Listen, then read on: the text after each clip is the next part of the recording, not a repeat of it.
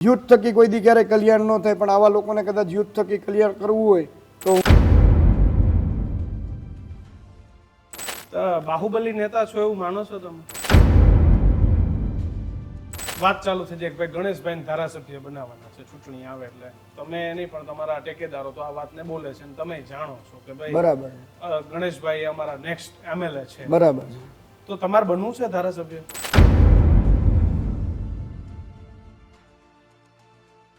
એવા વિડીયો જોઈને ક્યારેક એવો વિચાર આવે કે આ બધું જોઈને એમ ના થાય કે બધું છોડ દઈએ? અમુક જ્ઞાતિવાદી માનસિકતા ધરાવતા લોકોએ ગોંડલ વિશે, મારા પરિવાર વિશે અનેક ટીકા ટિપ્પણીઓ કરેલી છે, જે ગુજરાતની જનતાએ ખૂબ નજીકથી જોયેલી છે. પિતાના રસ્તે પુત્ર, પિતાના રસ્તે પુત્ર. ખરેખર ગણેશ પિતાના રસ્તે છે?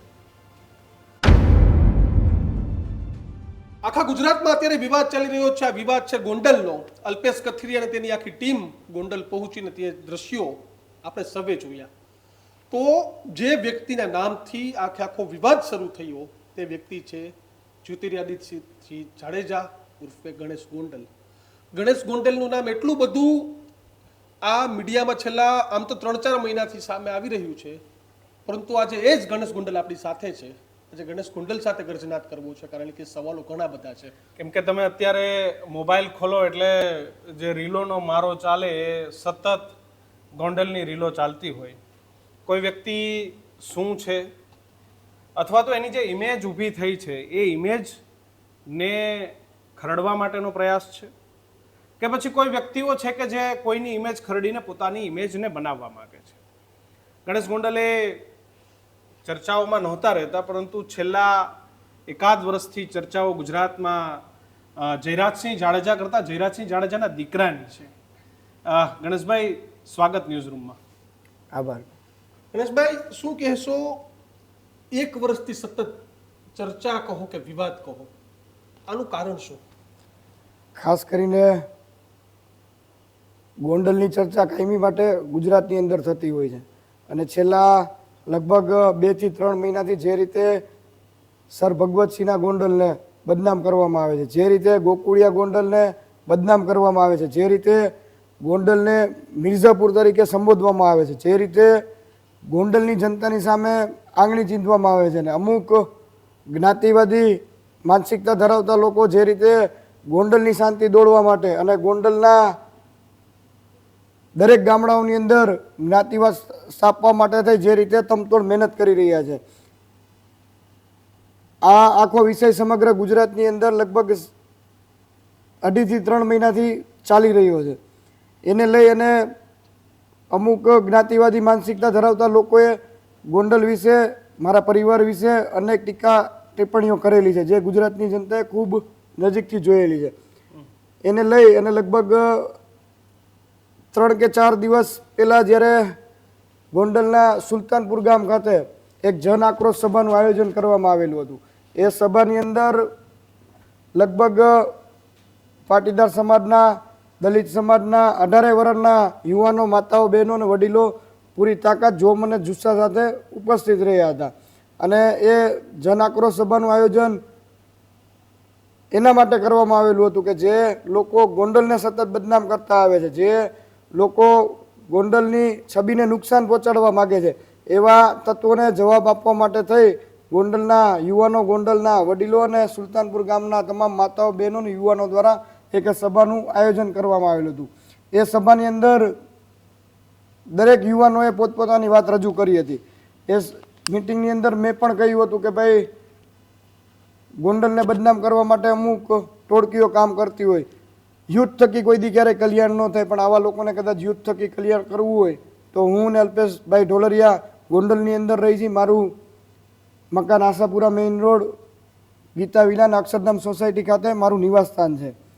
તો આ નિવેદનને, મારા નિવેદનને લઈને જે રીતે 2 દિવસ પહેલાં સુરતથી મારા પરિવારને ને ગોંડલને પડકાર ફેંકવામાં આવ્યો, એ પડકારને ધ્યાને લઈ આજના દિવસે લગભગ સવારથી જ મીડિયાના તમામ મિત્રો ગોંડલની ધરતી ઉપર હાજર હતા. મીડિયાના લોકો જે રીતે ગોંડલની હકીકત ગુજરાતના તમામ લોકો સુધી પહોંચાડવામાં ખૂબ સારી મહેનત કરી રહ્યા હતા. અને આજના દિવસે આવા જ્ઞાતિવાદી તત્વોની સામે જે રીતે ગોંડલની જનતાનો આજનો માહોલ હતો, ગોંડલના પાટીદાર સમાજથી લઈ દલિત સમાજથી લઈ 18 વર્ણના લોકો જે રીતે રસ્તાઓ પર ઉતરાતા, જે રીતે ગોંડલના માતાઓ બહેનો દીકરીઓથી માંડીને યુવાન ભાઈઓથી માંડીને મોટા વડીલોથી માંડીને તમામ લોકોની અંદર એક રોષ જોવા મળેલો હતો. અને ખૂબ સવારથી જ ખૂબ શિસ્તબદ્ધ રીતે અને ડિસિપ્લિનથી આ એક વિરોધ પ્રદર્શનનું કાર્યક્રમ પૂરી મજબૂતાઈથી કરવામાં આવેલું હતું. આ કાર્યક્રમને ગેરમાર્ગે દોરવા માટે થઈ ઘણા બધા લોકો ઘણી બધી અફવાઓ ઉડાડેલી હતી, પણ ગોંડલની જનતા અને ગોંડલના લોકોએ ખૂબ સંયમ જાળવી, ખૂબ ડિસિપ્લિન જાળવી અને પૂરી તાકાતથી જ્ઞાતિવાદી માનસિકતા ધરાવતા લોકો સામે વિરોધ પ્રદર્શન કર્યું. ને આજના દિવસે હું ચોક્કસ એટલું કહી શકું કે ગોંડલની ભૂમિ ઉપર ગોંડલની એકતા અને ગોંડલની 18 વર્ણની એકતાની જીત થઈ છે. જ્ઞાતિવાદી માનસિકતા ધરાવતા લોકોની ગોંડલની ધરતી ઉપર હાર થઈ છે. કેમ ઘણા સમયથી જુનાગઢની એક ઘટના, ત્યારબાદ બીજી એક ઘટના, અને પછી આ એક ઘટના જે તમે નથી બનાવી અને બનાવવામાં આવી છે, બરાબર છે. તો સતત ગણેશ ગોંડલ એને જ કેમ વિવાદોમાં, એને જ કેમ ચર્ચાઓમાં લઈ આવવામાં આવે છે? ખાસ કરીને કિશનભાઈ, જે તમારો પ્રશ્ન છે એનો જવાબ મારા કરતાં વધારે અમારા વિરોધીઓ પાસેથી તમને મળશે. કારણ કે આ બાબત ખરેખર મીડિયાના મિત્રોએ એ લોકોને પૂછવી જોઈએ કે ભાઈ કેમ કોઈ કારણોસર કઈ રીતે છેલ્લા 2 મહિનાથી એક જ શહેરને ટાર્ગેટ કરવામાં આવે છે, એક જ શહેરના એક જ પરિવારને ટાર્ગેટ કરવામાં આવે છે ને એક જ શહેરના લોકોને કેમ બદનામ કરવામાં આવે છે. આ મારી વિનંતી છે કે ભાઈ આવા લોકોને ગોંડલની જનતા વતી આપ પ્રશ્ન પૂછો. અલ્પેશ કથિરિયાએ આવીને નિવેદન આપ્યા, સુરતથી મેહુલ બોગરાએ નિવેદન આપ્યું, જિગીર પટેલે નિવેદન આપ્યું, વરુણ પટેલે નિવેદન આપ્યું. આ બધાના નિવેદનને કઈ રીતે જુઓ છો? અને સાથે જ એવું લાગે છે કે આ નિવેદન કોઈ ચોક્કસ જગ્યાએથી દોરી સંચારથી થાય છે? એ તો દીક્ષિતભાઈ એ લોકોનો પ્રશ્ન છે, પણ એક વાત હું તમને ચોક્કસ કહેવા માંગુ છું, આ ગુજરાત ગાંધીનું ને સરદારનું ગુજરાત. અહીંયા દરેક નાગરિકને, દરેક યુવાનોને પોતાનો હક, પોતાની વાત, પોતાનો વિચાર રજૂ કરવાનો અધિકાર હોય છે. પણ હું સ્પષ્ટપણે એવું માનું છું, કદાચ કોઈ લોકો વિરોધ કરતા હોય તો ચોક્કસપણે, કદાચ કોઈ ઘટનાથી સહમત ન હોય તો વિરોધ ચોક્કસપણે થવો જ જોઈએ. પણ એની એક સિસ્ટમ હોય, એની મર્યાદા હોય, એનો માન હોય, એનું ડિસિપ્લિન હોય, એની શિસ્તતા હોય. એ શિસ્ત જાળવીને વિરોધ કરવો જોઈએ. અનેક એવા નિવેદનો મારા પરિવાર વિશે, મારા પિતાશ્રી વિશે અને ગોંડલની જનતા વિશે મીડિયાના માધ્યમથી પહેલ કરીને જ્ઞાતિવાદી માનસિકતા ધરાવતા લોકો લગભગ છેલ્લા 20 દિવસથી સતત કરી રહ્યા છે. તો આની અંદર ક્યાંય પણ મારા પરિવાર તરફથી કે ગોંડલની જનતા તરફથી પહેલ કરવામાં નથી આવી. માન મર્યાદાને નેવે મૂકીને, ઉંમરની મર્યાદાને નેવે મૂકી, જે શબ્દ એક બેન દીકરીને ન બોલવા જોઈએ એવા શબ્દો ઉચ્ચાર કરી અને જે રીતે મારા પરિવારને ને ગોંડલને બદનામ કરવામાં આવેલું છે, એનો ગોંડલની જનતાને મારા પરિવારને એનો વિરોધ છે. સમગ્ર ગુજરાતે જોયું કે જે રીતે ગોંડલના 18 વર્ણના લોકોએ જવાબ આપ્યો, અને આ ગોંડલની જનતાનો જવાબ જ્ઞાતિવાદી માનસિકતા ધરાવતા લોકો સામેનો હતો, ગોંડલને ખોટી રીતે બદનામ કરતા લોકો સામેનો હતો, ગોંડલને મિર્ઝાપુર તરીકે સંબોધતા લોકો સામેનો વિરોધ હતો. અને આ વિરોધની અંદર ગોંડલની પ્રજા આજ ચોક્કસપણે એટલું ખુશી સાથે કહું કે ખરા અર્થમાં શિસ્તબદ્ધ રીતે અને ડિસિપ્લિનની રીતે પૂરી મજબૂતાઈથી ગોંડલની જનતાએ અવાજ ઉઠાવ્યો છે. એ લોકોની જે પણ કાંઈ ઈચ્છા હોય, જે પણ કાંઈ એમનો વિચાર હોય એ લોકો જાણે, પણ આજ હું જે વસ્તુને જાણતો નથી એ વસ્તુ વિશે ટીકા ટિપ્પણી કરવી મારો અધિકાર નથી. ઘણા બધા આક્ષેપ લગાવ્યો, સાચી તપાસ નથી થતી, ના નથી થતું, પેલું નથી થતું. મારો સવાલ એ છે કે ગણેશ ગોંડલ જુનાગઢમાં જાય ને ત્યાં એના ઉપર ફરિયાદ દાખલ થાય ને 3 મહિના જેલમાં રહેવું પડે, એ કોઈ નથી જોતું કે આ કાયદાનું માન આપીને જે કાયદા, જે સામાન્ય માણસ ઉપર કાર્યવાહી થઈ, ધારાસભ્યના દીકરા પર થઈ, ચોક્કસપણે આજની જે કાર્યવાહી છે એમાંય ફરિયાદ દાખલ કરી છે પોલીસે. ચોક્કસ. તો અહીંયા જો મૃત્યુ પામ્યો હોય તો શું કરવા બક્ષી દેવા? જુનાગઢનો જે વિવાદ હતો એના વિશે સમગ્ર ગુજરાતની જનતા જાણે છે. હું 4 મહિના જેલમાં, જુનાગઢ જેલમાં હતો, ત્યારે કાયદો એ જ હતો. કાયદાનો ભંગ કર્યો તો અમે સજા મળી, સજા ભોગવી. 4 મહિના હું જેલમાં હતો. જુનાગઢ પરથી ગણેશ ગોંડલને શું શીખવા મળ્યું? એકાંતે શું શીખ્યું? કારણ કે કોઈ પણ માણસને ઘણી બધી ઘટનાઓ પરિપક્વ બનાવી દેતી હોય, મારા જીવનની હોય તો મને પરિપક્વ બનાવતી હોય, તમારા જીવનની શું શીખવાડ્યું? શું રાજકારણ, સમાજકારણ, એ 4 મહિનામાં ગણેશ ગોંડલ શું શીખ્યા? એ સમય કેવો? ચોક્કસ કિશનભાઈ, 4 મહિનાની અંદર જે રીતે અમારે જુનાગઢની અંદર જેલવાસ ભોગવી રહ્યા હતા, ત્યારે અમને સ્વાભાવિકપણે આપણે કોઈ બી જગ્યાએ જઈને કાંઈ શીખવાની ધગસ હોય તો ક્યાંક ને ક્યાંકથી કંઈક ને કંઈક વસ્તુ શીખવા ચોક્કસપણે મળતું હોય. એ જ રીતે જુનાગઢ જેલની અંદર અમને ઘણા લોકોના અનુભવ થયા.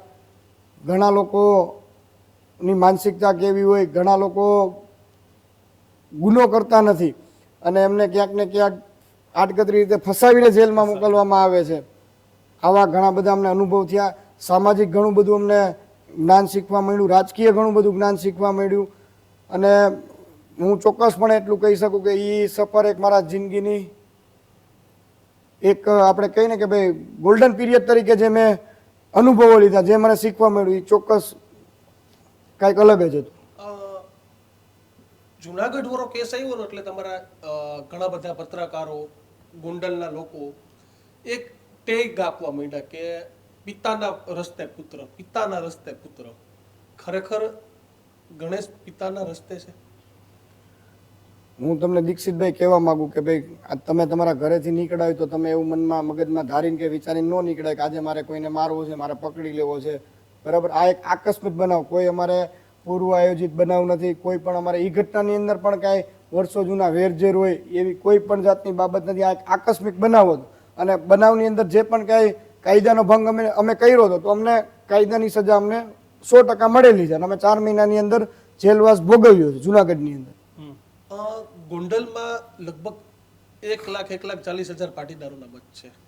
7-8-10,000 ક્ષત્રિય સમાજના મત હશે અને બાકી ઇતર સમાજ છે, XYZ છે.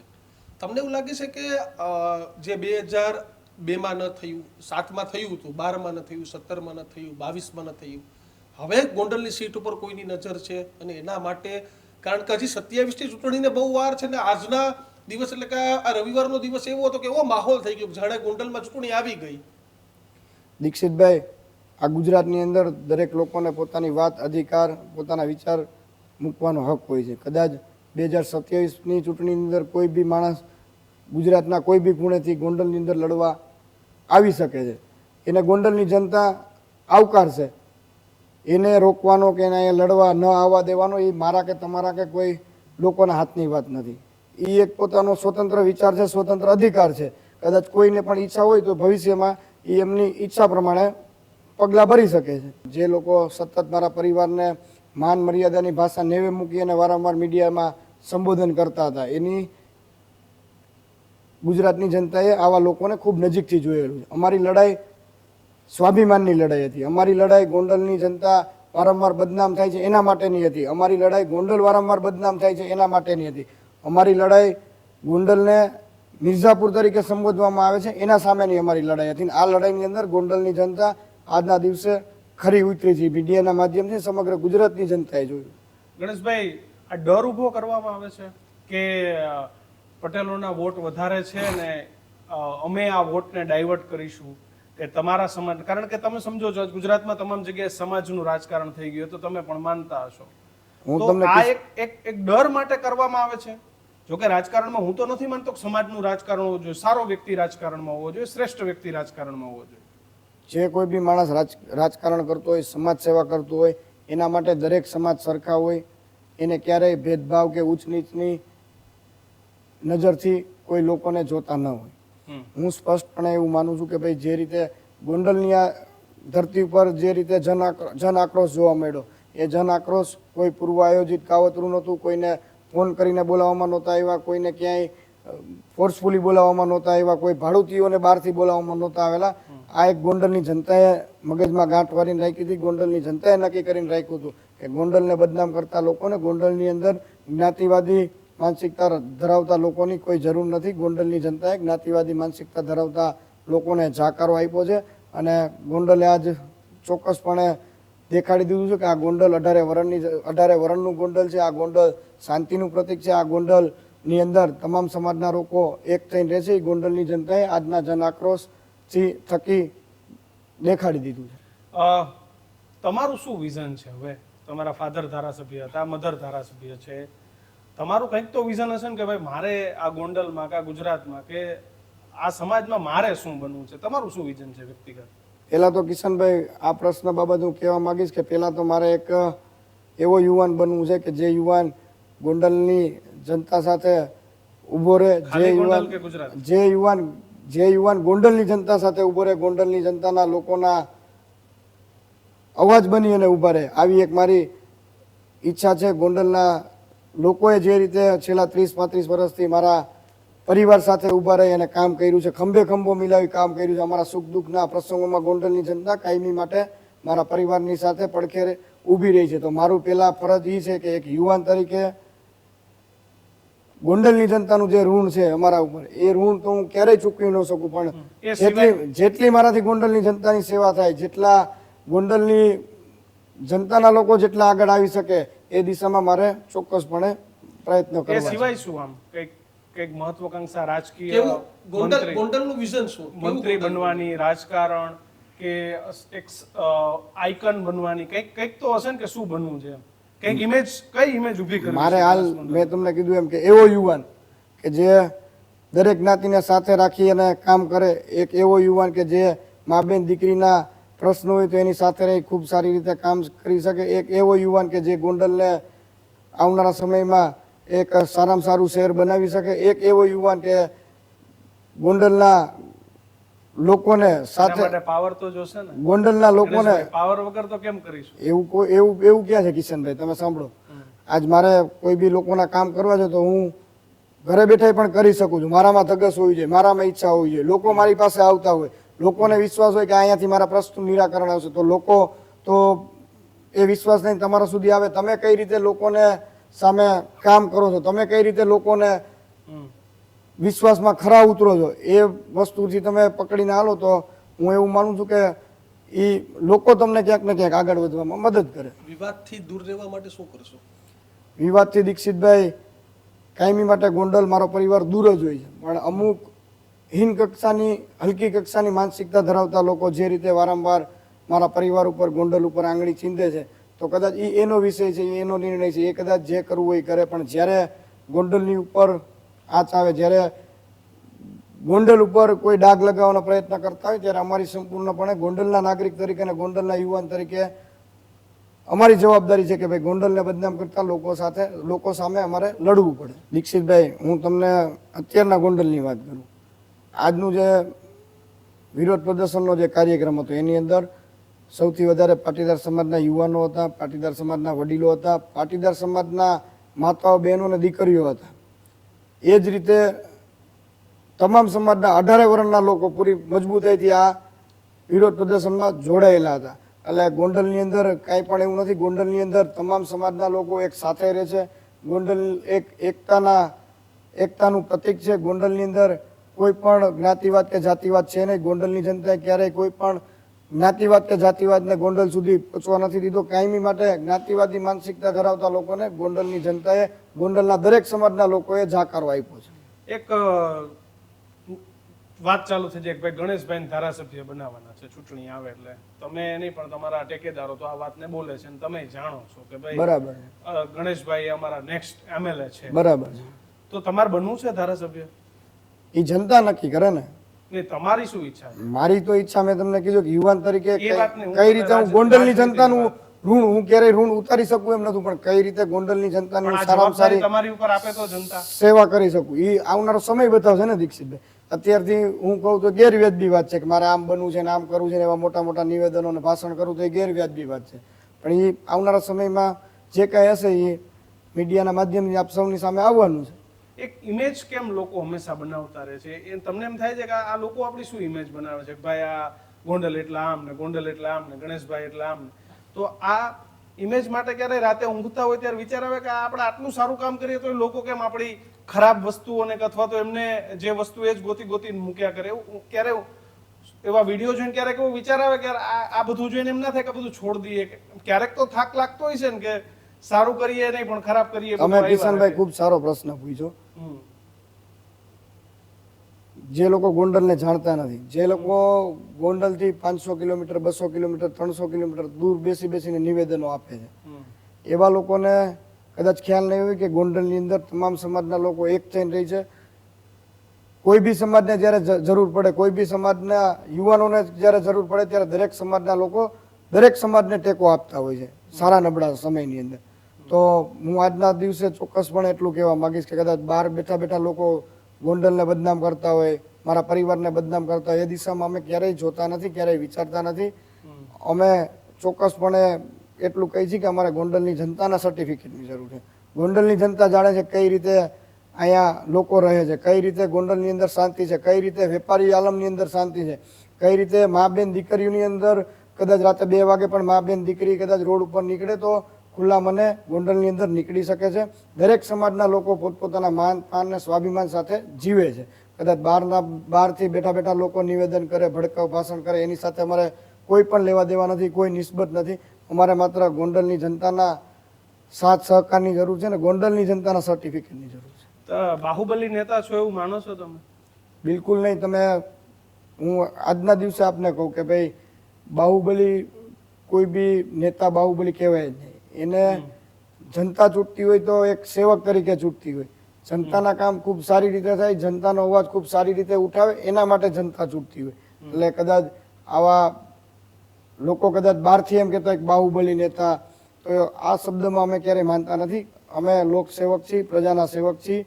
પ્રજાના સેવક તરીકે જે પણ કાંઈ કામ કરવાનું હોય અમે ચોક્કસપણે અમારી ફરજ બજાવી છીએ ને ગોંડલની અંદર કામો કર્યા છે ભૂતકાળમાં. બિલકુલ આભાર ગણેશભાઈ. તો આ હતા ગણેશ ગોંડલ. ગણેશ ગોંડલ એટલે કહું છું કે આખું હવે તમે ગોંડલની બહાર જાઓ તો આ જ નામથી પરિચિત છે. એટલે કે અમે કારણ કે આજે જયરાજસિંહ જાડેજાએ પણ કીધું કે ગણેશ ગોંડલ નામ મેં તો નથી આપ્યું, એ જનતાએ આપ્યું છે, પણ લોકો ગણેશ ગોંડલના નામથી ઓળખે છે, એટલે આપણે પણ એમને ગણેશભાઈ ગોંડલ કહીએ છીએ. પણ એમની આખી વાત એ આપણે સાંભળી.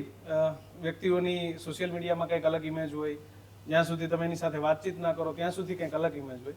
એમની સાથે મળીને બધા જ પ્રશ્નો નિખાલસતાથી પૂછ્યા અને એમને એમના જવાબો આપ્યા. તમારા પણ કંઈ સવાલો હોય તો આ કમેન્ટ બોક્સમાં લખી દેજો, અમે પાછા એમને પૂછી લઈશું. પણ કમેન્ટ બોક્સમાં લખજો. જોતા રહેજો ન્યૂઝરૂમ. સબસ્ક્રાઇબ કરવાનું ના ભૂલતા. નમસ્કાર.